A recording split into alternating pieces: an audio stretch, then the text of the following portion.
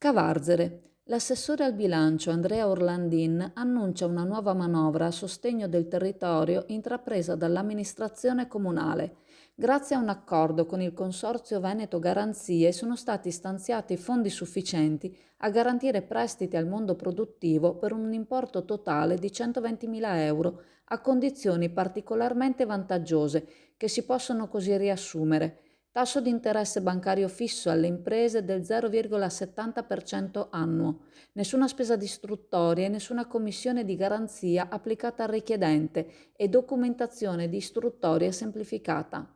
Termini massimi di lavorazione 15 giorni per l'istruttoria bancaria e per il rilascio del finanziamento, nessuna commissione di erogazione e nessuna penale in caso di estinzione anticipata. I finanziamenti avranno una durata massima di 72 mesi.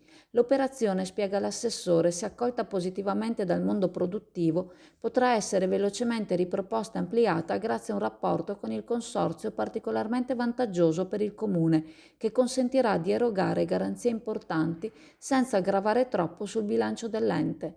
Dopo le manovre sui tributi locali, con lo sconto totale della Tari del 2020 e lo sconto della Tari del 10% nel 2021, un ulteriore segnale di vicinanza al territorio da parte dell'amministrazione Tommasi.